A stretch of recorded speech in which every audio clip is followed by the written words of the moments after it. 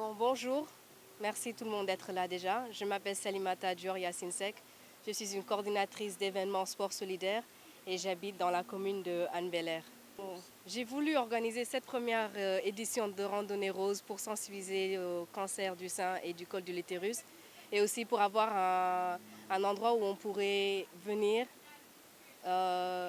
pour la même cause entre femmes et acteurs du sport et acteurs politiques. Je pense qu'on a très peu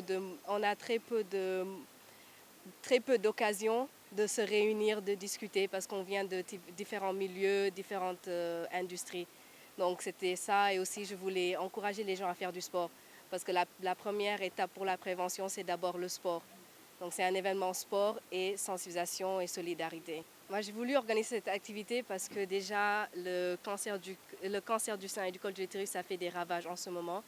Et comme je vous l'ai dit, je voulais avoir un espace pour réunir différents acteurs pour la même cause.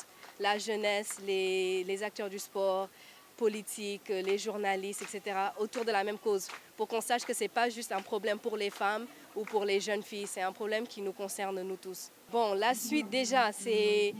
Je voudrais encourager à toutes les femmes de faire un dépistage précoce parce que c'est la première étape. Donc après cette randonnée, j'espère que plus de gens seront motivés à faire un dépistage précoce ou juste un bilan de santé en général et savoir que entre la maladie et la mort, il y a un long chemin. Donc il ne faut pas avoir peur d'aller chez le médecin. Nous sommes au XXIe siècle, on a des médecins très compétents, donc n'ayez pas peur d'aller chez le médecin, faire un dépistage, faire le bilan annuel et oui, faire surtout du sport. Et après la randonnée rose, j'espère qu'on aura d'autres éditions sport et solidarité.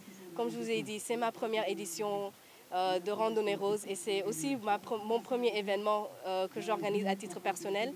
Donc j'espère qu'après on aura d'autres initiatives qui réunissent la sensibilisation et le sport, que ce soit l'éducation ou la santé ou d'autres problématiques. D'abord, je voudrais les remercier parce que je suis émue. Comme je vous ai dit tout à l'heure, la plupart des personnes qui sont là aujourd'hui, je les ai rencontrées il y a 2 semaines au téléphone. Je les ai appelés, je les ai invités à la randonnée et ils sont venus. Donc je suis très émue et je les remercie d'être là. C'était ma cible parce que comme je vous ai dit, je travaille dans l'industrie du sport.